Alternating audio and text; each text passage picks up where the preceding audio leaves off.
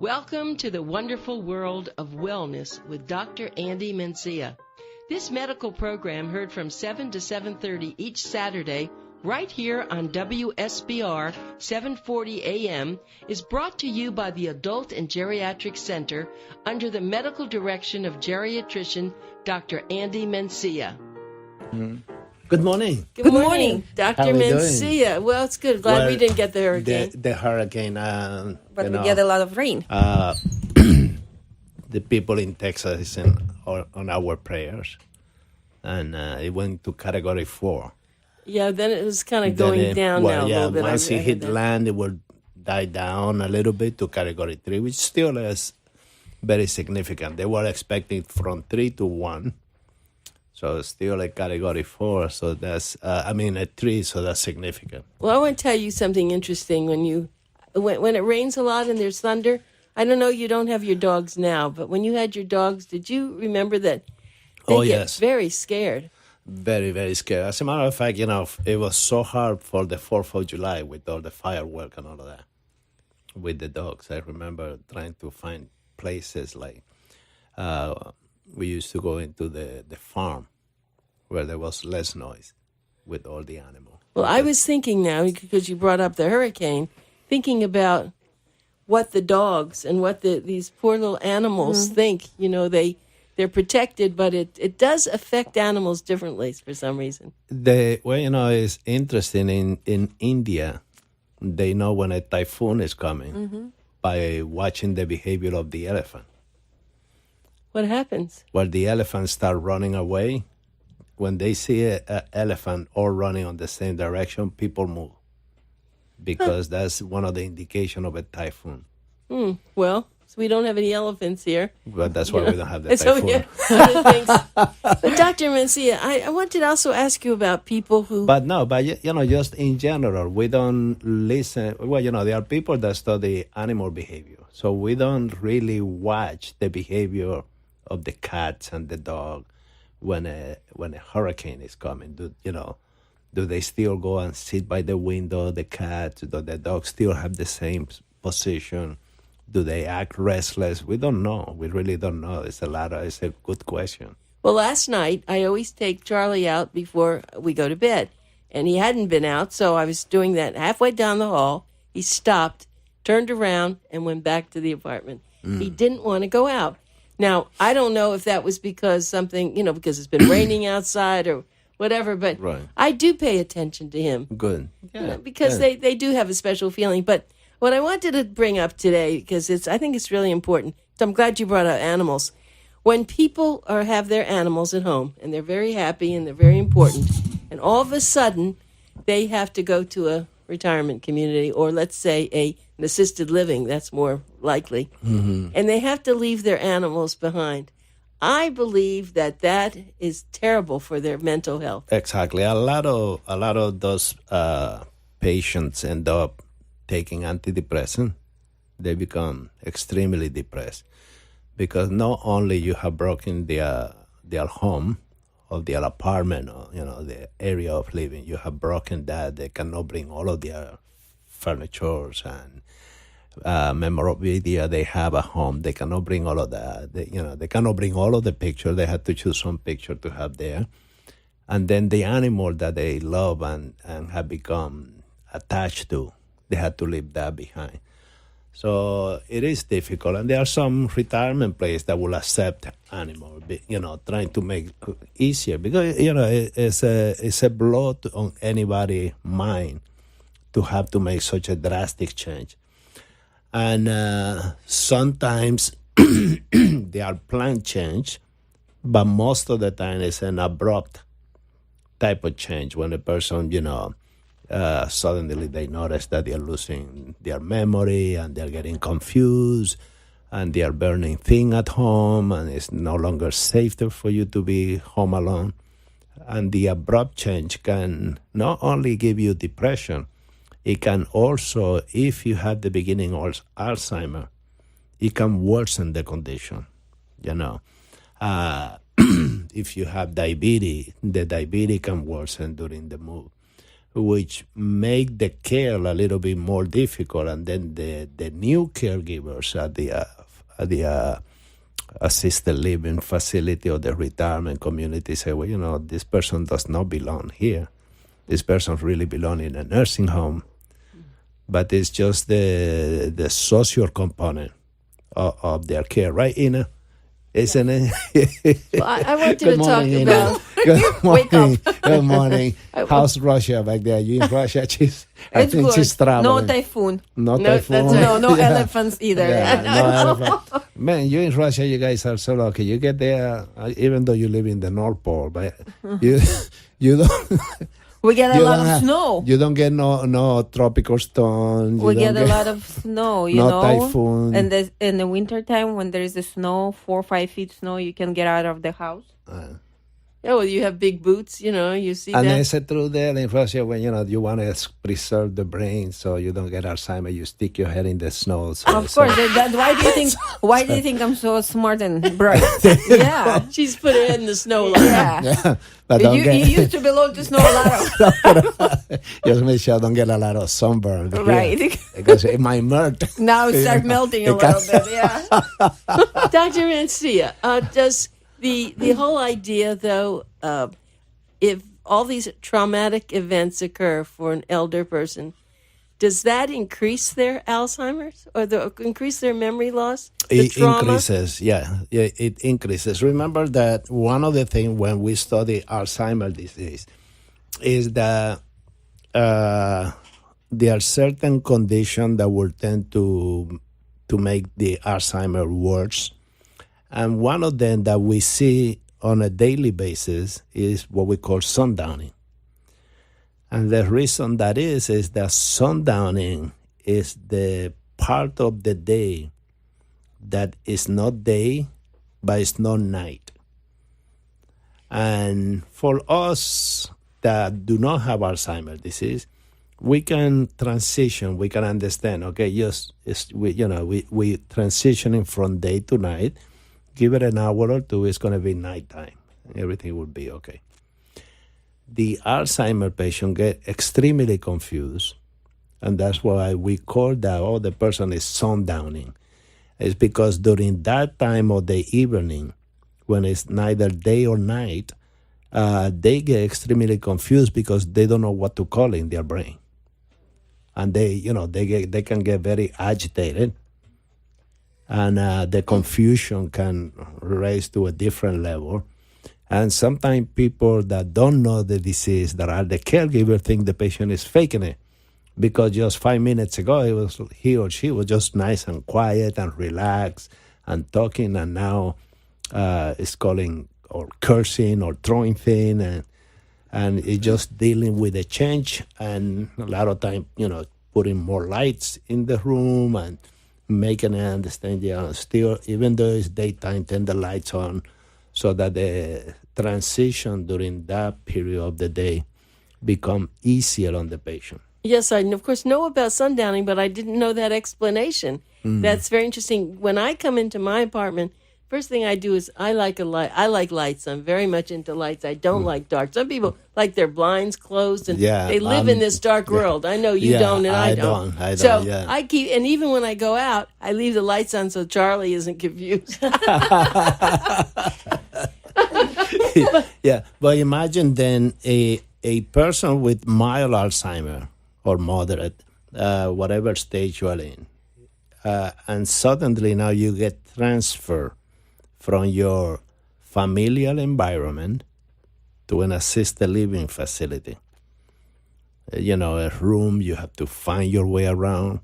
And, it happened to me sometimes when, because I travel so much. And sometimes I'm in a hotel and I go out, give a conference, come back to the hotel, and I know I had to get up early to catch a flight, so I go to sleep, and I don't orient myself with the room, where's the bathroom.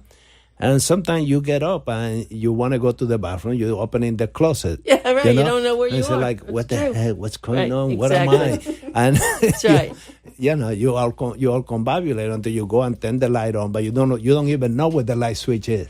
Had that ever happened to you in a hotel? Bill was interesting. Whenever we went and traveled somewhere, he always wanted the light in the bathroom on. Had to close the door a little bit, but he always wanted the light so he could follow the light. So you can follow the light, right? But imagine sometimes you know if you go in late at night, you forget to do that, and you all combobulated. You don't even know where the switch is. So imagine that moment that happened, you know, to a lot of us. It happened to me because I travel a lot. I go to a lot of hotels, and imagine living that life. That is not for a moment. You say, okay, whatever it is, I'm just gonna sit by the bed and try to get the lamp next to the bed and turn that one on, and then I find my way around. Okay, so But that's the logic, that takes reasoning. all right, so we should probably tell our audience that people who are having some sort of dementia, memory loss, should really keep the lights on and then let the transition be easier Right. somehow. I mean, And you know, let the person go through the process of reorienting themselves. You know, because now they have to know if they change environment. And sometimes it happens with our patients when they have different kids living in different states. So, you know, Mary in Washington, D.C., say, okay, send mom here for a week or two. I'll help you out. And whole hell break loose. Well, you didn't tell me mom was this bad. It's not that bad. You just change her environment, you know. So it's better to keep the person with Alzheimer's, especially when you are at that moderate to severe level, to keep them in place. And how do you know what level that is? If you have a person that, you know, talk to you and say, oh, hi, Ina, you know, and you say, no, I'm not Ina, I'm Anita. Oh, okay, hi, Anita. And they reorient. That was quick reorientation. When the person have moderate to severe, they say, hi, are you my daughter, Ina? No, I'm your other daughter, Anita. Yes. No, you are Ina. Yes. Why are you lying to me? You are. So they are fixated on that you are the person that they think you are. So, you know, the condition is a little bit more severe when they repeat themselves a lot. So you know that condition is more severe. Changing environment can be more difficult than keeping the person put. Now, the one thing that I'm noticing, Dr. Mencia, is that many of the assisted living communities have now what they call memory care sections. And they have really... you have to be careful with those places. Yeah, I know that, some but of there them are some... lock up places. Right. They lock you up. But there are some places Don't put who Richard really... there. We need him here. But they really they are... lock Richard up in the on the control panel there. Well, Make sure he doesn't go anywhere. Really, put Richard. Go ahead. They are perfecting this, though. They are, yeah. I have found some places where... and the thing is, it's small. What they do is they put them in little pods, and they have a few people, and the big thing is to have enough staff to take care of this person. And I'm feeling that they now, let me just go back. For a few years, I found that people were living in an independent situation, and then all of a sudden, they brought on a little area where they put, those are the people that have dementia or Alzheimer's. And it wasn't really well done. But now, because there are very smart neurologists, I know you deal with a lot of them, and there are actual companies who are building memory care centers. Right. And they've taken all the research, and they're really trying to make that person live a very nice life. Right. Now, nothing is ever perfect, but it's much better today than it was 5 years ago. You know, I know Dr. Pham, one of the geriatricians that work with us at the AGI, and myself, we both have worked as consultant for some of the responsible company that know that is an area of a lot of unknown. So they usually will bring us in to work as a consultant or to be a director of the development of the program. Good. And that is, I applaud that because, you know, we bring a lot of input on the kind of thing that you want to do with the patient. Even the way you set up the room. One of the major hospitals here in South Florida, Well, they didn't consult me. They really used me.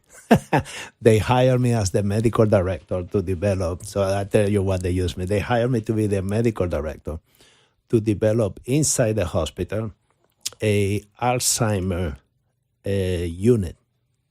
So that when the patient that come in with pneumonia, if you didn't have Alzheimer, you go to your area, the medical floor.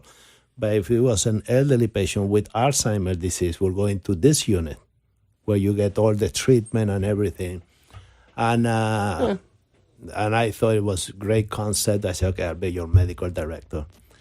So you would treat them differently, of course. Well, we set up the whole thing from the beginning because they didn't know what to do. So I even brought a rabbi to work with me. I brought a social worker, the cook from the hospital, so we can set up things for the patient from the way we set up their meals to the way the person will be treated, the way the nurses will be dressed, and what have you. A holistic approach. A is more what you're holistic saying, right? approach, right? And it went well. I mean, we went through the inspection. The first time we flunked because of the kitchen in the hospital didn't pass. They were not prepared. Because the kitchen is connected with the unit, so of course the kitchen have to pass inspection. The pharmacy, we all did well except that. So they came the second time around. We passed everything. And it's one of those hospitals that has on a large group of primary care doctors. So as soon as we passed, they didn't wait a week. As soon as they passed, okay, Dr. Mencia, thank you for your service. And now we're going to put a family practitioner to be the medical director. Why would they do that? To save money, because that person already worked for them.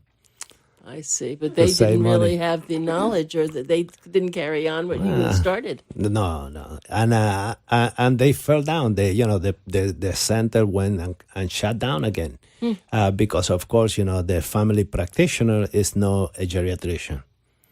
Think they're. That's the interesting. You bring that up. I love it because they think they are because they deal with older people. They say it's another doctor. Right, yeah, it's another doctor, and he's been working. He's been practicing here with older people. He know what to do. I know. Yeah, we are trained on this. We had been trained. Yes, but really, the whole idea now of people who are have some mild dementia, and you as a physician see them as they're, of course, coming in as a patient, and you see the difference. And I'm sure there are things that you're doing to keep them from the disease progressing quickly. And there are things, aren't there? Mm-hmm. Well, yeah, a lot of things that we can do to prevent the progression. One of them, of course, keeping the environment put so that it's an area that you are familiar with. Remember, when you have Alzheimer's, dementia, or any of the other type of dementia, what is affected the most is the recent memory, not the old memory. So if you've been living in this place or in this house for 5, 10 years, and while your mind was fine, then you still know things, where the garage is or the door is, the kitchen is, and what have you. That won't go away. That is part being able to speak your language, because you've been doing that for 5, 10, 40, 60, 80 years. That won't go away. What tend to be affected is the recent thing. Did I have breakfast this morning? How do I tie on my shirt? How do I do this? As we get introduced from using a landline telephone to a cell phone, and if it's something new for the person, it's going to be very difficult to adapt to. But if they are used to the landline and you have that, they will be able to dial in case of an emergency, call a daughter. They will know what to do. You're so right. It's very interesting that you should say that, because I've trained myself that this is so funny. You know that I have a betta fish, and I have to feed the betta fish 3 times a day. So I have a system. How I do that. Mm-hmm. I have my spoon, I have everything there, and I know I turn it over when I haven't. So I think that there are ways to train yourself too, because even though I know where everything is, But we live a very busy life. Right. And I don't know, did I call that person? Did I not call that person? And so sometimes people think that they're getting this problem when they're not really. It's just they're not organized. I think organization is really very the key. important. The more organized we are, even the person that are organized, now that you mentioned that, are the one that sometimes go into moderate to severe level of Alzheimer without being detected. Great. Get off the show. without being detected, because being organized helps you so much that you live, quote unquote, a normal life. Interesting. So, if the person is very well organized, they say, and I've seen people that I still can drive. I drive my car, but everything is in place always the same way. It's not that one day I park over here, then I park over there, I put the key over there, I put the key over here. It's always the same setting, and they've been doing this for so many years, and they continue to do that the same way. And I had a patient that he has, moderate level of Alzheimer, and I said, you're doing so well. And then I started investigating him. I wanted to learn more. And he was telling me, since I was a young man, and I used to go to work and all of that, and smoking was allowed, I used to put my cigar on my left pocket, and I would always put 3 cigars on my left pocket of the shirt. I would put on my jacket. I would do this on my jacket. And he said, I still put my cigar the same way, so it's just my routine. I still follow my routine. And my routine have not changed since I became a young adult to today. So Dr. Mencia, I'm still able to follow that. And he got How did you know he was having Alzheimer's, though? Because I'm a geriatrician. No, but what did he tell me? How you knew this? What kinds of things? He would repeat things during the examination. He would repeat things. Very smart man, highly educated. And two other things that tend to confuse people that are not familiar with the disease is a young person can fool you, and a highly educated person can fool you. Because, their level of education is so high that they can be so organized, and they still try to do their crossword puzzle. They keep their mind very active. And which is good. Which is great. Which is, it's a plus when you're trying to fight this condition. So those people can fool you. And but one of the things that will happen with him during my interview with him is he will repeat himself. And some of my nurses will get a little bit frustrated. Say, he said that 20 times already. Okay, sure. And he won't let you go from the room. He said, wait, don't go. Why are you leaving so fast? I still have to ask you a few things. I said, sure, go ahead. And I will go back and sit down and ask me the same question. And you see the nurses rolling their eyes. Oh, my God, again, Dr. Mencia is so patient. You'll sit there. But you see, you brought up something very important. So someone could have and then dementia. Sometimes I finish their question for them. I say, oh, my God, how do you know I was going to ask you that? I say, I'm a magician. Yeah. Well, it's good. You have I like that. But you really are bringing up a very, very good point. So there are certain things, though, that a person who has Alzheimer's or dementia or whatever their problem is, it is known that they will repeat themselves. What else will they do? Even if they're organized, there must be some other things. Yeah. They may not recognize you. Now how they organize, that doesn't mean that they're going to recognize you. No, exactly. They get confused with, 3 things, person, place, and time. So they get confused with the person. They might confuse the person that they already know. They might confuse the place where they say, why did you bring me to the airport? Say, no, Dad, you are not at the airport. This is home. This is not my home. Why am I here? Why are you holding me prisoner? And if there's a phone, they will call the police on you. Yes. And they have done that. Alzheimer patients that have a phone that they can dial, they will call 911 and call for the police and say, there's somebody here holding me prisoner. I had been kidnapped. Yes. and the police will show up to the place. There is a part of Alzheimer's. It's called Lewy body, and my mother had Lewy that. body, yeah. Lewy body. It was, I Lewy guess, body Dr. dementia. Lewy was the Yes. doctor. And I know my mother was always a gentle woman, but then towards the end, she went into hallucinations, and she would accuse a lot of things or yell. And so, by the time someone's like this, though, they shouldn't be home alone. Of course, No, that's when exactly, they must have exactly. someone either They have- with them or into right. an institutional. And setting. and having said that, there are many people out there that have been touched by Alzheimer in a loved one in the family, and they know what you and I and Ian are talking about here. But what people need to understand, for those people that know what advanced Alzheimer's disease is like, or any advance of dementia, the sooner, and pencil talk, ladies and gentlemen, the sooner you get tested and the sooner you start treatment, the better the evolution of the condition will be. The more time you're going to be independent, the less of a chance you ending up in a nursing home. The longer you wait, the more difficult. And I can tell you, because I was involved with some of the initial study in the 90s when we would take patients with Alzheimer's disease and we would put them on medication.